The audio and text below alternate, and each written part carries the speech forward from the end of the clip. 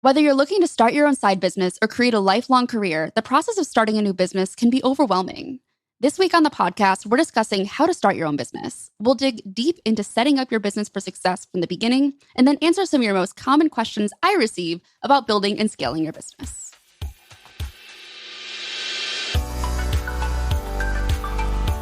Welcome to the Ladybug Podcast. I'm Kelly. I'm Sydney. I'm Allie. And I'm Emma, and we're debugging the tech industry. If you work in technology, chances are you've considered striking it out on your own and opening up your own freelance or consulting shop. Contract work offers more autonomy over your workday and is a great way to gain experience in new industries and build your portfolio. But often, becoming a freelance developer means you also become a bill collector, marketer, salesperson, and administrative assistant, and frankly, none of us have time for that. If you're looking for freelance or full-time work without all of that overhead, check out gun.io. The team at gun.io personally vets each client on the platform and pitches you to expertly match projects when you're open to new work. Get full support from the team on client interviews and let gun.io handle contracts, invoicing, and getting you paid on time. It's freelancing without the overhead and risk, and with a platform partner who knows you by name. Apply to join today at gun.io/ladybug. Whether you're launching your business or are ready to take things to the next level, building a seamless digital experience for your customers is a great place to start. But picking a CMS that integrates your website and marketing tools can be tricky. Cobbling together potentially unreliable plugins isn't ideal. Here at HubSpot, that's why we're thrilled to introduce CMS Hub Starter, a simple but scalable content management system built on top of our CRM platform for businesses that want to generate leads through their website. At $25 per month, CMS Hub Starter comes out of the box with all the standard features needed for a fast, secure, and reliable website. Plus, we handle the platform management so you can spend more time developing remarkable experiences. Learn more at hubspotdev.co/start. Okay, so before we dig into the content, I did want to say I am based in the United States. A lot of my experience is based around being in the United States, so some of these recommendations are going to be very region-specific. So on some of the tips that I'm giving, some of the things we're discussing, your mileage may vary. Make sure you're doing research within your specific region, your specific country, to make sure you're meeting laws and regulations where you live. For sure. This even changes by state in the United States, too. It sure does. Yeah, exactly. Does. That's why I was like, and region. For sure. Ladybug is an LLC in Georgia, and my LLC is an LLC in New Hampshire, and the whole process is different. So yeah, definitely think about that. I also have I have a C Corp in Delaware as well. There you go. Oh my God. Yeah. What? Kinds of fun things. We can get into that. Yeah, we'll get into that in a little bit. But let's start by talking about our experience with running a business. I will go last. Kelly, yours is going to take like half an hour just to introduce. Seriously. But I have my own LLC, We Learn Code, which houses my blog, my YouTube channel, all the types of third-party content that I do outside of work. Before I started my current job, it was actually my primary source of income. And then also Ladybug is a company, so I guess I have the experience with that as well, but can kind of speak to the running a company as a side gig for this episode. Cool. Sydney, what about you? So I have 4 LLCs. One of them has to deal with my YouTube channel and extra content that I make. One is for when I've done consult calls and consulting. I have 2 of them just on the side just to make sure that once I start doing a couple of other things with my business for coaching, that those are kind of set up. And then just one for when I have done a little bit more of the real estate that I'm kind of getting into at this point. So making sure that I have that kind of set up. They're all like licensed in St. Louis and Missouri. And so having to be moving to Georgia really soon, I have no clue how that's going to work, because I think that you need like legally a physical address to like actually have like all the paperwork and all that fun stuff from the state of Missouri sent to you. So I'm probably going to ask you more questions about that. But I do have 4 of them. They're all in the same state, but we'll see how we do when it comes to actually like putting them, like upkeeping them and like legally and stuff in another state. So that'll be fun. The good news is the state of Georgia is one of the easiest states to register a business. Oh, thank God. Thank you. So I have Kelly Vaughn LLC, which is an LLC that's taxed as an S Corp. I have the Tap Room, which is an LLC taxed as an S Corp. I have Ladybug Podcast, which is just a plain old LLC, not an S Corp. I have my new super secret company that I co-founded, which is a C Corp. And I have a partnership for my other podcast, Commerce Team. Very cool. Very cool. And we can't know the super secret just yet? Dang. Not just yet. By the time this episode comes out, it'll probably no longer be super secret. But, yay. You know, fingers crossed anyway. Hopefully we'll be able to launch. I can wait until then. Yeah, I can wait until then. We'll see. That'll be cool. That'll be cool. So we talked about a number of things here. LLCs, where to register, S Corps, C Corps, all these kinds of things we're going to dig into later. But I'm going to start off this episode with some really super dry content because I hate to say it, but you want to know how to start a business, you got to start from the beginning. And that beginning is putting together a business plan. Not fun, but it's actually really, really incredibly useful.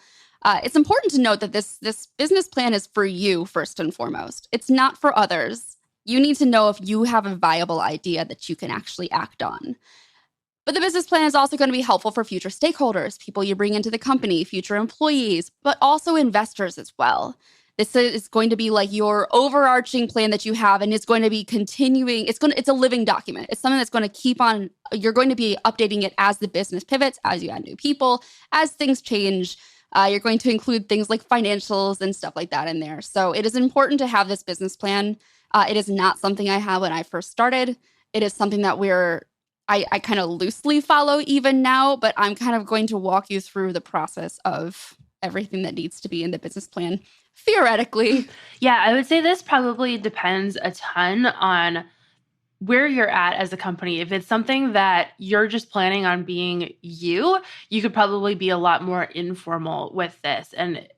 But if you're trying to scale or maybe someday even go public or create a real startup, then you want to be a lot more formal with this. So, okay, I was going to ask, like, it seems like depending on like what degree of where you're wanting to actually like make money, whether or not you're going to scale and actually like get more employees and things, like, is it super important to actually have like all of these like money charts and like things to definitely like see where kind of you're projecting where this is going to scale, where it's going to succeed, where you need to have a specific amount of money to actually like do anything? Is that like super important? There are parts of it that are going to be important just for the sake of your budget and for making sure your business can stay or to not dip into the red. And if it does, if you do, run debt, whatever it might be, knowing how much your run rate is, for example, which is how much each month you're charging to the company, how much your operations are costing you, knowing how much you need to be making to make sure that you're making more than your run rate, for example. Okay, that makes sense. But in things like your profit and loss statement, your balance sheet, your income statement, you're not going to have these documents when you first start because you're not making any money. But you are going to have things like if you're putting some of your own money into it, what is that owner's equity? How much money do you have in there? Business. It's really fun. Accounting is really, really fun. I recently took a course. I took 3 courses through Harvard Business School online, economics for managers, accounting, and business analytics. And so my brain is just on this accounting spin right now. Not going to go too deep into it, but it's a really, really helpful program, actually, if it's something that you're interested in doing and running a business and becoming an entrepreneur. It's called the Core Credential, I think it is. Core is what it's called. It's the Credential of Readiness. Oh, I'll put a link to it in the show notes. It's just it's like a 17-week, or they have like a shorter program that you can do for these 3 classes. As you tend to work together on like with your other classmates all over the world. It's a pretty cool program, actually. I enjoy doing it. So awesome. Good it's a good to know. idea. Yeah. I also want to shout out Quantic, which is actually where I'm going to be getting my executive MBA starting in October. They actually have a free MBA program. Oh, It's all online. So the very entire nice. program is online. It's on your phone as well. Oh, So it's a really unique program. But if you wanted to get your MBA, you can do that for free if you very get accepted into the nice. program. Yes, So definitely put a link in the show notes for that, because that's something that I want. Yeah, it's really yeah, cool. I'm really excited about it. I got accepted in February, and I pushed it out to start in October just because I wasn't intending on starting in February, since I had just gotten accepted into the Credential of Readiness program. Yeah, that's so cool. Can't do both at once. Okay, so overarching ideas for this business plan. First off, you want to be as objective and logical as possible. In other words, you're not really putting your hopes and dreams, your opinions into this. It needs to make sense. And we're going to dig into some of these things in more detail, but you have to be honest with yourself when you're doing this. Is this actually going to be a viable idea? Is it something that you're going to be able to afford to start? Is it something that is going to be relevant moving forward? Or is it going to be something that, the market's changing and it's just no longer something like, you're not going to start a company that's creating floppy disks, for example. Right. Not really a good idea. That'd be kind of fun, though. That'd be useful in maybe some case, but not for scaling to any like big getting an IPO and all that fun stuff. Yeah. The funniest thing is nostalgia sells so well. Hard. There are a number of companies that are like going deep into the like leaning heavily on nostalgia. And some of these are existing companies as well. Like Sunbum has been around for a very long time.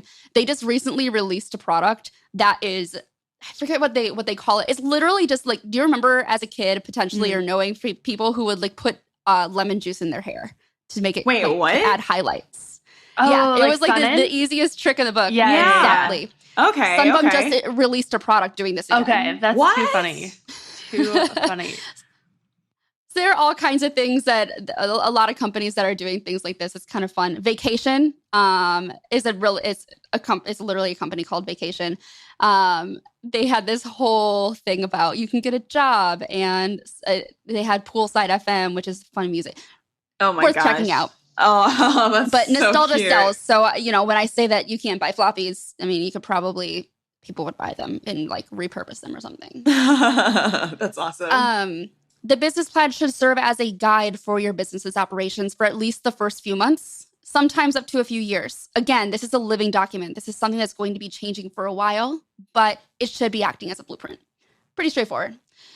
You want to be communicating your purpose and vision, describing your management responsibilities, what kind of personnel you're going to need, how you're going to be operating the company, like your overview of marketing, for example, who your competition is. And these are all sections within the business plan, but this is what's going to be in there. And then all the financing pieces of it. So again, if you're going to be looking at raising funding, whether it's through venture capital, angel investors, friends and family, this serves as a document for measuring viability of the company from an investment perspective as well. That makes sense. Okay. So there are a bunch of parts to this document. The first is the executive summary. This is usually 1 to 2 pages. I don't recommend having it more than that. This is an outline of your purpose and goals. It's a brief overview of basically everything else that you talk about in here. It's, if you've ever written a research paper that starts with like the abstract and it tends to like go through the super high level points, that's what this executive summary is. I usually go back and write the executive summary after I've filled in everything That's else. the way to go. Yeah, Intro that makes and sense. conclusion Yeah. last. Oh, exactly. I can't do the intro and conclusion first. I can't. The next part, overview and objectives. So you're going to be answering questions such as, who are your customers? What services are you providing to them? And what do you hope to accomplish by starting this company? So just overarching goals. What's the purpose of this? Why is this company existing? And a company could be many different things. We talk about service-based businesses like the tap room. We talk about product-based companies where I wrote a book, things like that. I'm selling some physical thing or SaaS product, software as a service. There are many things that could fall under what you're providing, but you need to know why you're starting it. To make money is generally not what you want to put in the business plan. It's, intrinsically what I want to do. I would like to make money, but it's not the reason why you're starting the company, usually, especially if you're wanting to, grow, scale, get investors, things like that. Diving really deep on who your ideal customer is super important. A lot of times it'll expand past that ideal customer that you have when you're thinking this up. But having that person in mind that you're tailoring your stuff to makes it so that it really does resonate with somebody. So I have a huge document on who my persona is that I reach out to with my content, with my blog. And it's very specific. It's like a beginner programmer who maybe just graduated from boot camp and is feeling all sorts of imposter syndrome. And then I wrote down the different issues that they're facing, the technical aspects, the career search aspects, the emotional side of it. And so then I target all of my content to those people. And so I think really diving deep on who those people are will make it so that you relate to them more. And you can also, there's like that slogan that's like the riches are in the niches or whatever. And so if you have that really specific view of who these people are, you have a much better chance of targeting them than just being this general purpose product that's for absolutely everybody, because then it's probably too broad and you're not going to find anybody. Exactly. And we'll get a little bit more into this in market opportunities as well. So the next section is products and services. Specifically, what are you offering? Is it a product? Is it a service? How much are you going to be charging for this product or service? If you're creating a new product, how long is it going to actually take to bring into the market? These are the types of things where you're going to be talking, you're going to start researching like who your vendors are going to be, what partnerships you need, what services you need to actually bring this to the forefront, be able to start selling this. Some of the details you'll get into further down, but you'll notice there's going to be some repetition here as we're kind of moving through these sections, because it's hard to separate out each of these individual ideas into their own sections. There's definitely overlap. So consider it, helpful to have content moving forward or something like that when you get to a new section. And it seems like you need to have a lot of this kind of research already just down pat, at least like a timeline, a better like state of your timeline, your mindset kind of going into like who you're going to serve, what exactly the service or product is that is going to be distributed, like how you're going to do that, when it's going to happen, what type of timeline are you looking at when it comes to actually like creating something to actually being able to distribute it to customers. It sounds like that is really going to be important to elaborate on for the products and services, sounds like. Exactly. So the purpose of this document, the purpose of this business plan is to make you do this research. Okay, that makes sense. Instead of just kind of jumping right in and hoping things work, which a lot of businesses do. It's no surprise that a vast majority of businesses fail in their first year. Right. Because for a number of reasons, but a lot of the things happen because they didn't do proper research in one or many of these sections. Oh, okay. Yeah, that makes sense. So the next section is market opportunities. And as Ali mentioned, talking about who your ideal customer. You need to know, how big is your market? Is the industry new? Is it stable? Is it declining? Again, are we going to be creating floppies right now?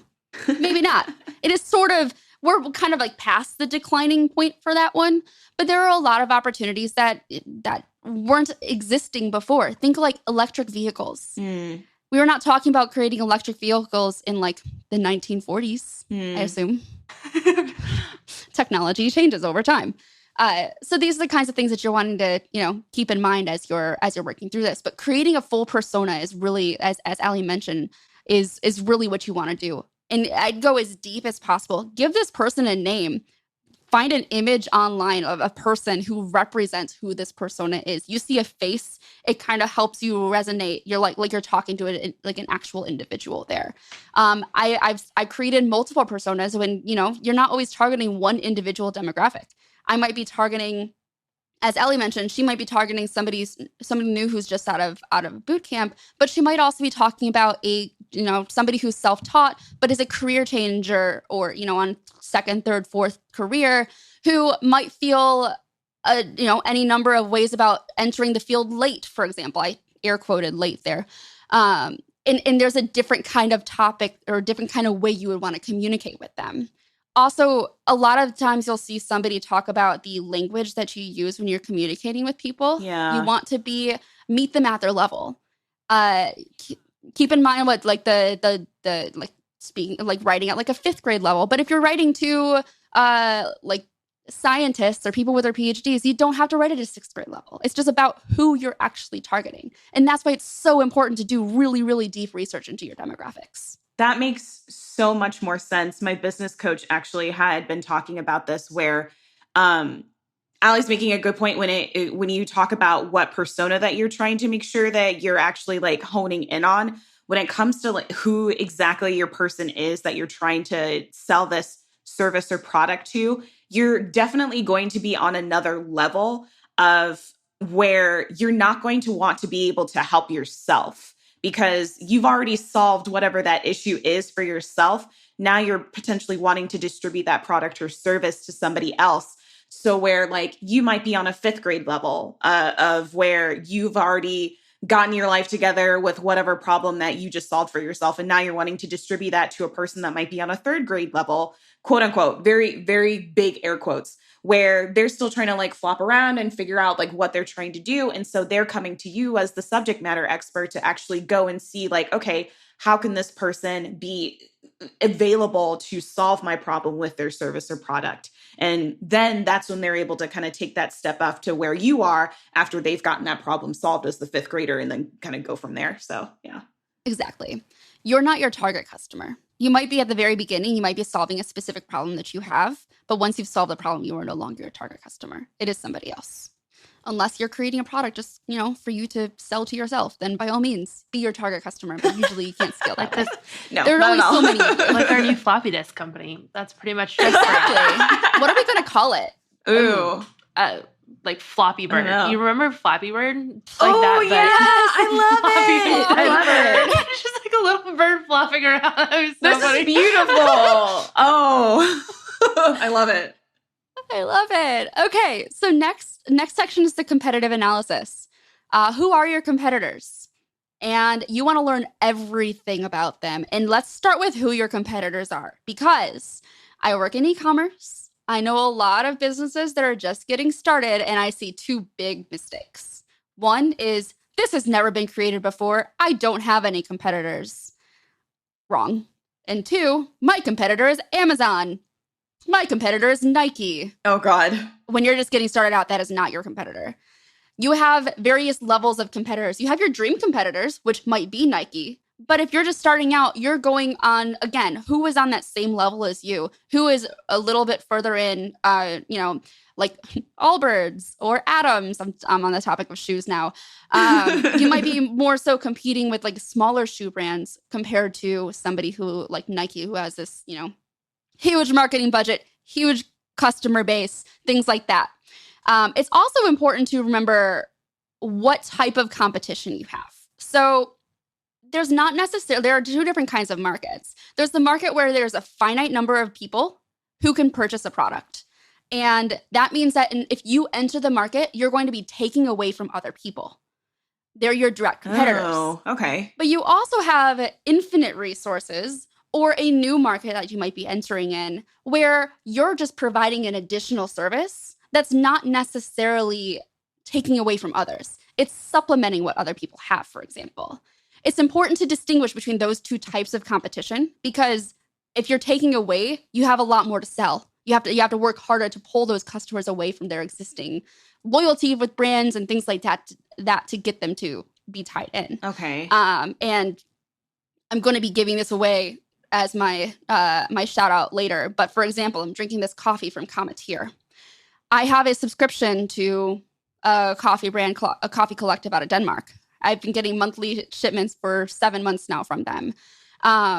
There are local coffee shops. There are local roasteries. There are, coffee subscriptions where they just like source from various, like kind of like they're buying wholesale from other brands and selling that coffee third party. Coffee is not a small business. Coffee is not a small market. And so for a brand like Cometeer to come in, they're changing things up by how they serve the coffee, but they're not creating a new market. They're entering an already busy market, but there's a lot of opportunity here, especially in the direct-to-consumer space, because people love trying new things, hence why I have this in front of me right now. Nice. That makes sense. There are also, you need to consider your future competitors. Once you enter the market, who else might come after you? who else might be working on the same thing at the same time, and you'll be competing against, but they're not actually released yet. You kind of have to think future facing as well, what you might encounter. And then you have your tangentially related competitors. Again, so if you're starting this new company that is a new idea that hasn't been done before, you're competing against what they're already using, even though it might not be the same product. So, for example, I might come up with this new way that you can handle.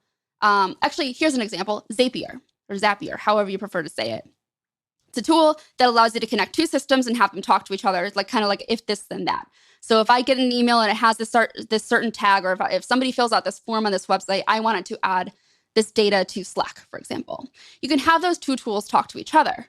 Well, I could build an API for this. I can build my own custom app to have those APIs talk to each other.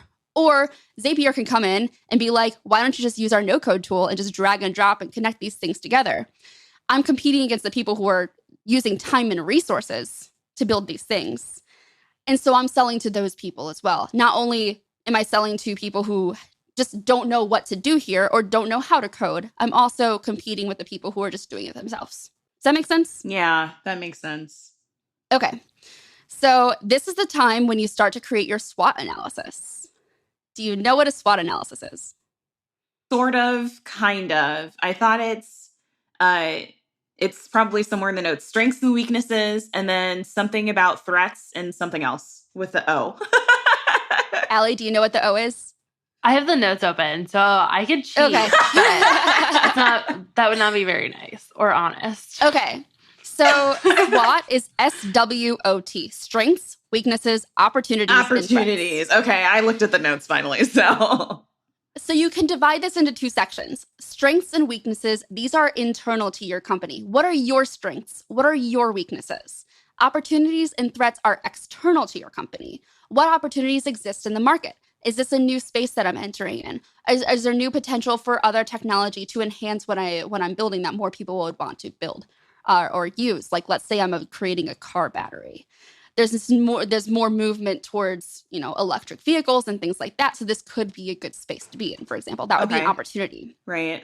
A threat is also external. So what else is the market doing? A really big, if I put together two SWOT analyses, during 2020. One of my threats was the pandemic. Right. Are people spending money? People are cutting back on spending their money. And so I might lose customers or lose clients because of that. So the SWOT analysis is also something you want to be continuously updating. I'm really weird. I love creating SWOT analyses. I feel like it's just like this nice, like high level overview of like, this is the big picture of what I'm working with. Yeah. And I'm just consistently updating it. I've done SWOT analysis for myself to kind of go through like what I want to do in terms of like changing the way that I market my content. And so I see now why opportunities and threats make more sense to see kind of externally.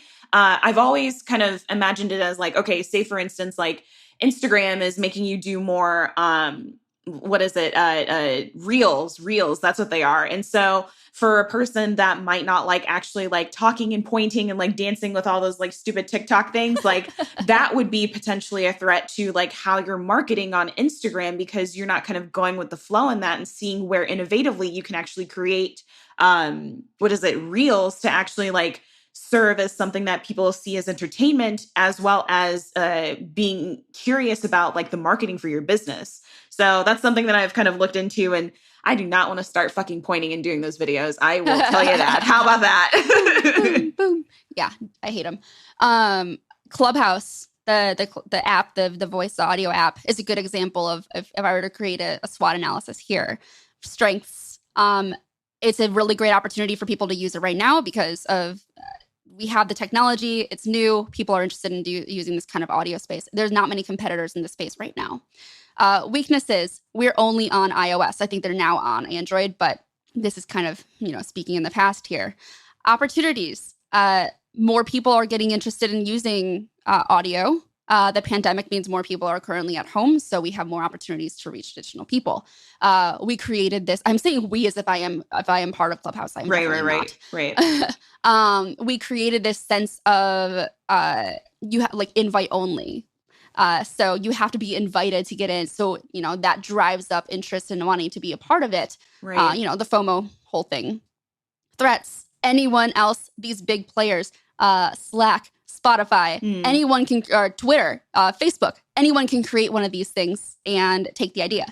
I think there was a Clubhouse chat last year, I want to say, with the founders of Clubhouse in there, and one of the founders, I think, of Slack, who was like, this is a really great idea. I'm going to build this right into Slack. Oh. During a Clubhouse chat. So that's a super high level example of what a SWOT analysis might look like for Clubhouse. There's a lot more that you can put into it. But all right, I'll stop talking about SWOT analyses now. Nice. Next section is operations.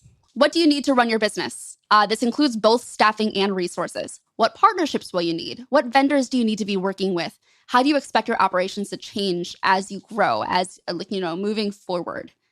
Any questions about this section?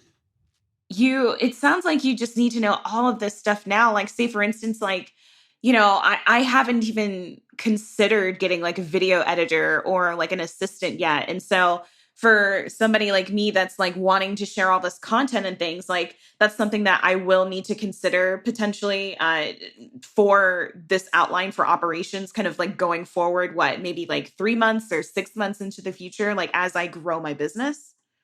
I think this would be an example of how do you want to spend your time? How much time do you have available? And you might just note down at some point, I might need a video editor, so I don't have to do it myself. Okay. Again, this is a living, breathing document. You can make changes as you need. Yeah. And you are definitely going to be making changes to this as you grow, because what you think your business is going to be now, you don't know who your customers truly are until you're actually selling to people. Okay, that makes sense. All right.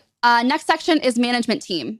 Who are the leaders? What unique skills do they bring to this section or to your company? It could just be you. You just talk about yourself here. This section is really helpful for if you're looking to raise capital, if you're looking for investors, because they want to know who you are, what your background is. Do they believe that you are the one who's able to bring this? Do they see any kind of gaps in your knowledge where you might not be strong enough to actually pursue this idea?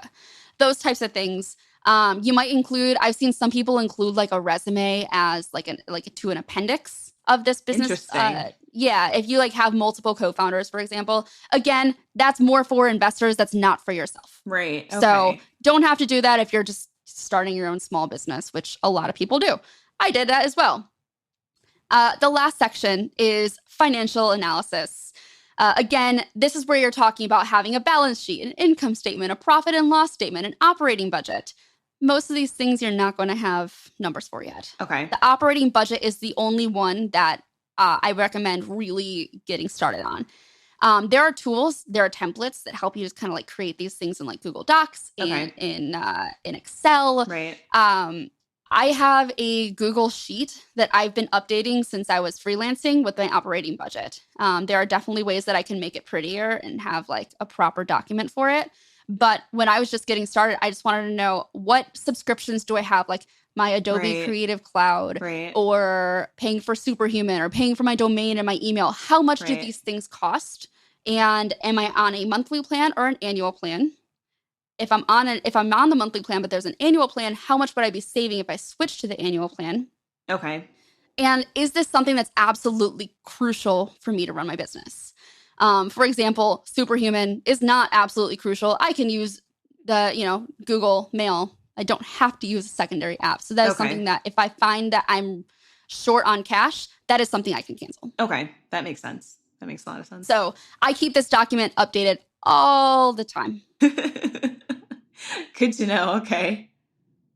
So like I said, that is everything that's in a business plan. That was 30 minutes of talking about really dry content.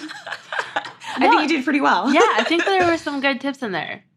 Yeah. So there are all kinds of templates and stuff you can find on Google. If you just how to create a business plan, you'll find a number of things. I pulled this list from an INC document or blog post or article or whatever somewhere. It is no longer open on my computer, so it no longer exists. It's on Google though. It no longer exists. Technically.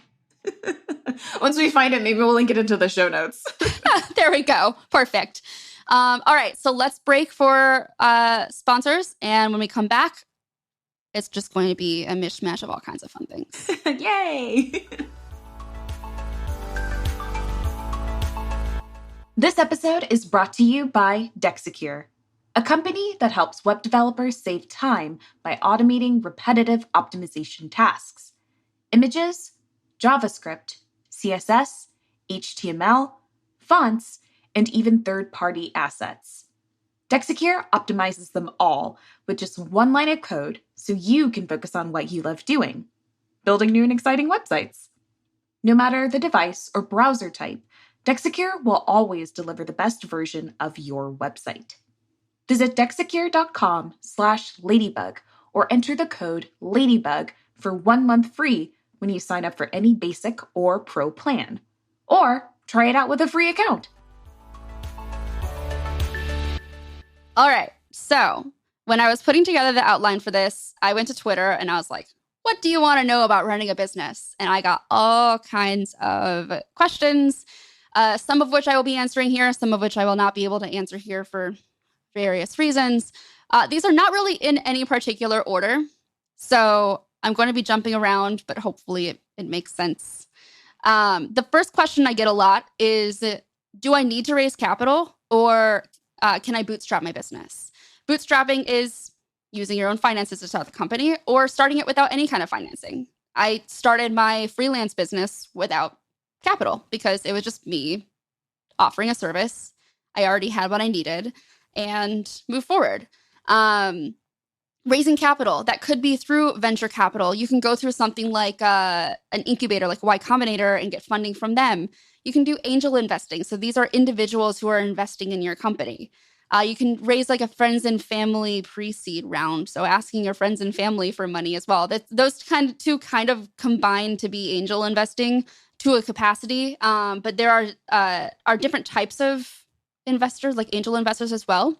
This is a US thing, but being an accredited investor means you have to have a certain household income for 2 years. Okay. Or I think the other one is having a certain amount of liquid capital, like liquid It's assets. $1 million liquid capital or a salary of $400,000 for 2 years. Excuse me? Yeah, it's a lot. And there's a different amount for whether you are like filing single or filing jointly with others. Oh my God. Okay. So some companies require you to be in it if you want to invest in other companies. That's where this really matters. Okay, that makes sense. Okay. Some companies, if you're writing a check for $10K, $25K, $50K, they want you to be an accredited investor. Okay. But there are also things like Kickstarter, where you can just start a campaign and anybody can back it. Right. There are things like Republic that allow you to invest in companies for a much smaller amount that don't necessarily require you to be an accredited investor. Mm-hmm. Like I have like $500 in a couple different companies, like Backstage Capital. Same. It's a fun site. I would definitely check it out. It's a lot of fun. It does obviously require some additional money to play with in a sense. To be able to invest in companies. So it's definitely not a requirement. It's something that's just I'm interested in doing. So that's something that I've been looking more at doing myself. Okay, that makes sense. I think the biggest question to ask yourself is, do I truly need to raise money? This is something for the super secret company that Rian and I just recently started. We were going back and forth on whether or not we wanted to raise a round for this because we had a number of people reach out to us being like, we want to write you a check. We're excited about what you're building. We don't know what you're building, but we're excited about it. Oh my God. Really privileged position to be in, to have people, just want to write checks there. But understand that raising capital means that you're giving away some equity in your company before you've even started. When you're doing a pre-seed round, you're setting the valuation of your company before your pre-revenue, which means it's going to impact your valuation moving forward. And when you go like the VC route, you're now reporting to other people who are dictating the decisions of your company, of how you want to build things. Yeah, there's a lot more pressure, and sometimes they'll have really crazy growth targets for you. And if you miss those, then you might be screwed as a company. Wow. Yeah. Yeah. So, and they're really usually focused more on like hyper growth because they want to get a return on their investment, which means if you want to like do cool shit. They might not want you to do cool shit. They might want you to get more customers. Okay. So. Wow. It's just something you need to weigh the pros and cons of, and you can always decide later that you want to raise around. You don't have to do it right now. Yeah, for sure. But I feel like this is probably a good segue into incorporation, because there are certain, like, if you want to raise money, and again, this is a US based thing. That's all I know about. We had to incorporate the business as a C corp in order to be able to raise capital if we want to at some point. Okay. Whereas my other businesses are LLCs. So US based, again. You can be a sole proprietor, just means that you are an individual running a company. Right. Partnership means that you have multiple founders who are running the company together. Right. An LLC is a limited liability company. This means, or corporation, I think. LLC. I think it's corporation. I'm just Googling it now. Yeah, I think it is. It's limited liability company. Oh, wow. There you go. Oh, okay. Yeah. Okay. Today I learned. You have to file articles of incorporation to form an LLC. Mm-hmm. And basically what this means is you're separating the business assets from your own assets. So if something were to happen and your business gets sued, they can't go after your personal assets to recover what they're trying to get. It's a form of protection for yourself, especially when you're starting to scale, you're starting to make more money. It's good to form that distinction between you as an individual, as a sole proprietor, and this is your business. It also means that you're going to have to pay an annual registration fee. You're going to have to jump through additional steps to file your taxes. You'll have a different tax return you'll have to file each year. You're going to be having to have separate bank accounts for this as well, because you have to have individual bank accounts as opposed to your personal accounts. So there are a number of things that you have to think through. There are tools that help you file these things, like I think like LegalZoom. I think Stripe. Yeah, Stripe has one. It costs a couple hundred. Stripe Atlas, yeah, it costs a couple $100, but people rave about it. I haven't used it. I've just used like the state filing sites, but. Yeah. I'm trying to remember the name of the one that we just used for opening a C Corp. So I can link to that in the notes as well. It's useful. I will find it on Google eventually. Yeah, it'll show up. I gave them a lot of my money and I already forgot. But it's cool. Where you register your business matters as well. So as we talked about before, all of my businesses are registered in the state of Georgia. The partnership is in California because she started the partnership where she lives. And our C Corp is actually in Delaware. Delaware has some laws, and it's a little bit easier to start a business in Delaware, basically. Okay. Lower taxes, right? Yeah. I'm determined to find the name of what this stupid company is. While I'm looking for that, we can move on to the next step, because this is a question that comes up a lot. I'm curious what both of your answers are here. How do you find your first customer or your first client? I'm just going to default to what my business coaches have been saying. Like, it's about putting out there like what your personality is and like what you are, I guess, as being the knowledge and source of like whatever that niche is, being trustworthy and making sure that you kind of bring out that content for people to be more curious about, and making sure that you're putting out there that you're a trusted resource for whatever that knowledge is to be able to solve their problem. Like, you're wanting to make sure that people know that, okay, I can solve this particular problem. Whether like you use your personality for that or just different types of like marketing ways. I've definitely used Twitter for making sure that people know that I'm out here with my YouTube channel talking about different things about how my lifestyle is, how my transition to tech was, and kind of where my next steps are going from there. And then also talking about like what my mindset shifts were to change and actually like get into tech, knowing that like I need to make sure that I'm doing these things, but also I have to actually like believe that I can like solve these problems too. So Twitter has been like my big marketing thing. So I don't know if that's true and good, but it's worked for me. Oh, social media is phenomenal. Social media is the reason why I even started my freelance business. I responded to a tweet. I found somebody saying they needed additional help on some overflow freelance work, and I reached out, and he introduced me to a Shopify project, And that just kind of blew up to the point where now I have the tap room. That's so cool. Social media is very, very powerful. Definitely. LinkedIn, as much as we all hate talking about it, LinkedIn is it's a source. Polywork, which both Allie and I advise, is also another source. You have a link where people can message you and you and find work on there as well. Yeah. Oh, okay. Okay. Good to know. Definitely better filtering on there for people having to actually choose what they're DMing you about so you can sort through them. Nice. I personally started with doing more, I hate the term passive income because it's a misnomer. It's not actually passive, but, creating content on something like Egghead.io where they pay you royalties each month, so it wasn't getting clients initially. That being said, I then started writing for different companies, and those were all them just reaching out to me based off of my public portfolio of work, whether that be on social media, on my blog, on, I guess my YouTube exists now, but didn't necessarily exist then. And so they would see that and reach out to me.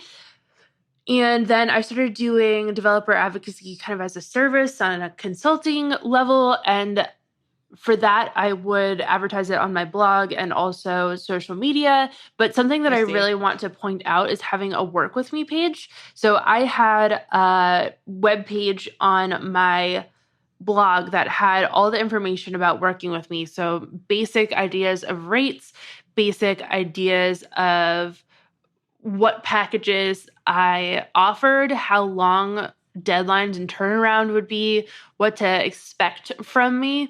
And all that was so important because I was balancing so much that I did not want to waste a half an hour on a call if it wasn't going to be a good fit. And so this depends a ton on your time capacity.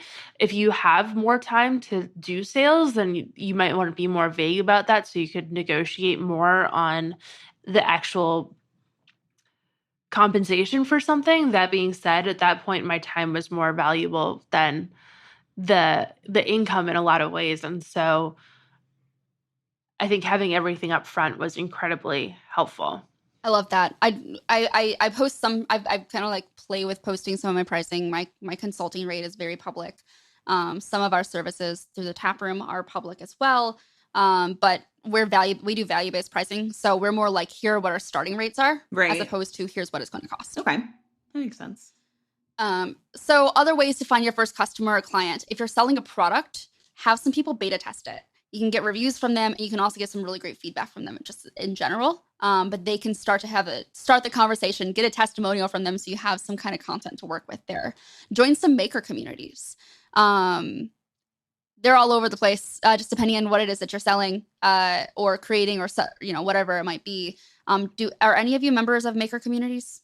Yeah, I was a part of Women Make for a long time, and then there's one for developer bloggers, so I was part of that as well. Those are kind of the two that I've been part of. Okay. I'm part of some of the Shopify Partners Slack, Shopify Partners Facebook, things like that.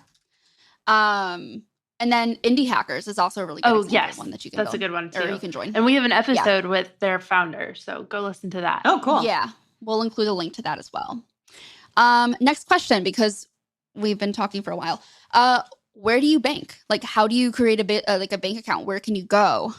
You can go a local bank. So I have a lot of my banking at Bank of America, for example, just because I was already what I was doing for my personal banking. You can go through a credit union, and or you can go an online bank. So my new business is set up with Mercury, which I've had a really great experience working with so far. Yeah. Okay. You get a physical card and a virtual card. So you can use that virtual card wherever you need it without having to have that other card. It's super nice. You can also just spin up accounts really fast, which I really appreciate. You don't need to wait a week for a new checking account to pop up or something like that. And I believe they have invoicing built in as well. I used to be part of that bank that shut down. What was it called? And I used that for years and loved it, but they shut down. So now I'm on to... There was one that I was using before that I forgot the name of as well. Yeah. They just shut down. It was BBVT or something like that. Some sort of business bank. It was really awesome, but I've been really enjoying Mercury as well. Have you guys not needed to send any physical checks or anything like that? I've always been told that starting with credit unions because they have like less like fees that are like off the top where you have to pay monthly to make sure that you keep a certain amount like in your account. You need to make sure that you have access to checks immediately if you need to do something. Get those like local services where you, get nice rates for either like credit cards, loans, different things like that. Is that something that's kind of determined where you've been banking, especially online, or what are your thoughts on it? I have in the 3.5 years that I've been running the tap room, and then in my freelancing time before that, I think I've gotten one cashier's check. Interesting. From Bank of America that entire time. Okay. It's not something that you have to do very often at these points. Most services have moved online anyway. They would rather you pay online, even just connecting like via ACH if you're not paying via credit card. But on that same note, credit cards, there are different business credit cards compared to your personal cards as well. I'm not going to preach about being financially responsible. That is not the purpose of this episode. But it is helpful having a business credit card if you need one. Having a line of credit. One of the things that, especially as you're growing, so this is not necessarily like starting a business thing. Right. Best advice I ever got was when your business is doing well, open a line of credit. Super smart. You don't want to have to go through the process of opening a line of credit when you need that money. Yeah, because then they won't give it to you. Okay. That makes sense. Yeah. We also have an episode about making sure that you talk with financial advisors from last season. So that's something that we can link into the show notes as well. That was one of my favorite episodes last That was such a fun episode. That was so good. I love that one. That's all I'll say about credit cards. You can get them from all over the place, just depending on where you like to get your credit cards. I have a business card through Chase. I have one through Amex, American Express. And I also technically still have one through Bank of America, not that I use it. Yeah, I do Chase too, because it's where my personal cards are. And I think you can like aggregate points or something like that. You can. Yeah, you can move the points. Yep. Yeah. That's why I do that. Had some questions about taxes and health insurance. This is not something I wanted to get super into just because it's very hyper specific to the region you're in. There are small business health insurance options. They are more expensive. That is just the reality of how it is. You can go through something like healthcare.gov if you are based in the United States and it's available where you're located, like in your state. There are also some group health insurance plans that exist for small business owners to kind of like join together. Okay. I just recommend you doing your research on that. Very fortunate to be on my husband's health insurance for a while. I'm offering health insurance now through the tap room, but that wasn't until earlier this year.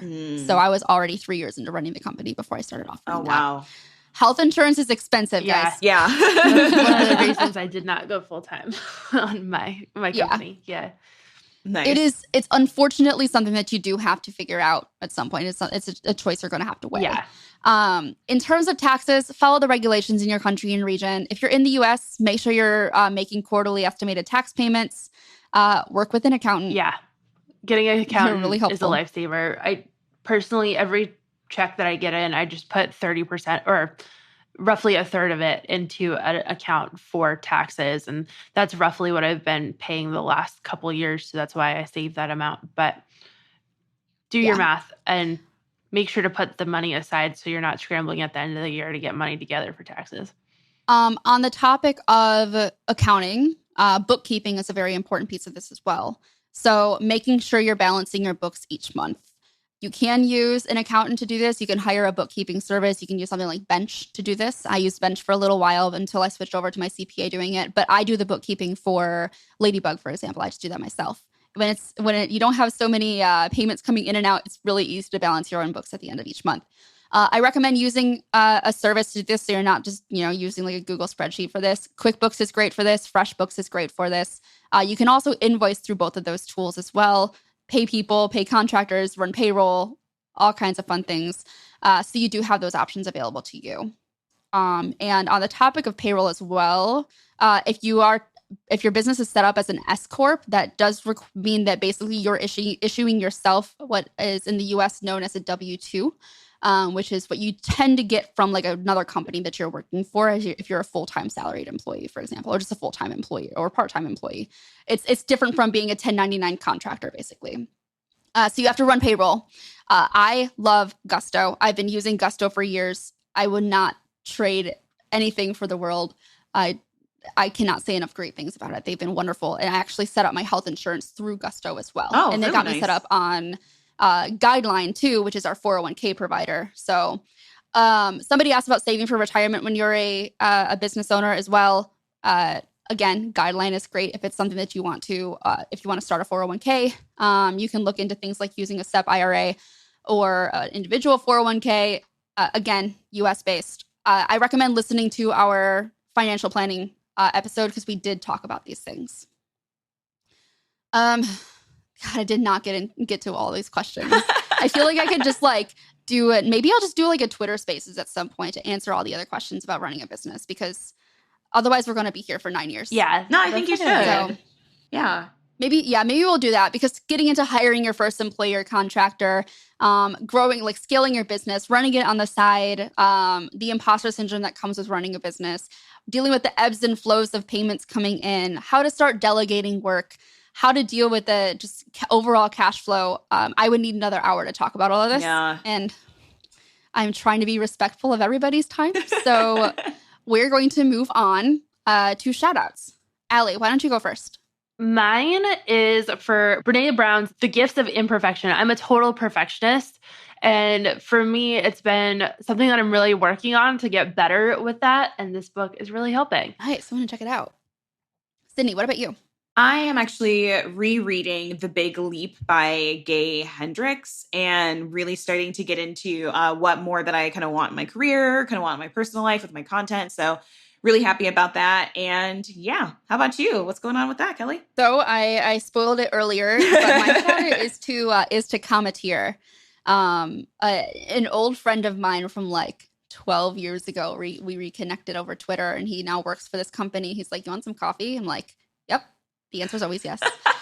It's so cool. It comes frozen in pods. The Wait, what? coffee pods are fully recyclable. Oh, okay. Yeah.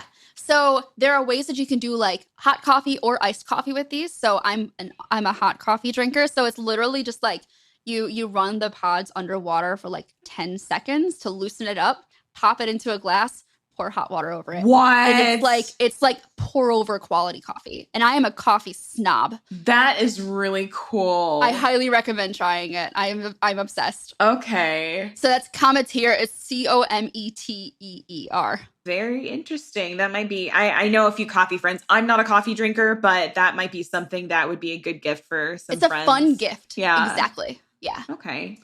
All right. So we covered a fair bit in this episode. Definitely look at the show notes for the things that we talked about today, because there's going to be lots of really great resources there. If you do have additional questions, feel free to reach out to me on Twitter, KVLLY. More than happy to answer them, just because I did not get to everything. And I think I probably will do a Twitter Spaces after this. You should. But I mean, by the time this episode releases, I will probably have forgotten about it. So if you're listening to this episode and you want me to do a Twitter Spaces, just yell at me on Twitter, because otherwise I will forget. So I'll yell at you. Cool. I'll make sure that I do that. Oh, I forgot to answer Emma's question. Emma asked, how do you start a podcast? How do you start a company? Emma, I have some good news for you. You just listened to this episode, and now you have your answer. Troll. All right. Let's wrap this up. If you like this episode, tweet about it. We'll select one tweeter to win a copy of my book, Start Freelancing Today. I cover a lot of things in the book about starting your own business. It's freelancing focused, but the same things apply. Like the same ideas of starting a business apply and are written about in that book. So be sure to tweet. I'm looking forward to giving away another copy of my book. I'm really proud of the book. I think it's great. We post new podcast episodes every Monday, so make sure you're subscribed to be notified. We're available on all podcasting platforms. Yes. Apple Podcasts, Spotify, all the other ones. Stitcher, a couple of others. Yeah. All that fun stuff. Castbox. That's one of them. Yeah. And please leave us a review. Reviews make us really happy. We want to read all of the reviews together. Yes, very much so. Sweet. Awesome. I'm going to get your book. That's what I'm going to do next. Sounds good. All right. Thank you. See you next week. See you next week. Bye.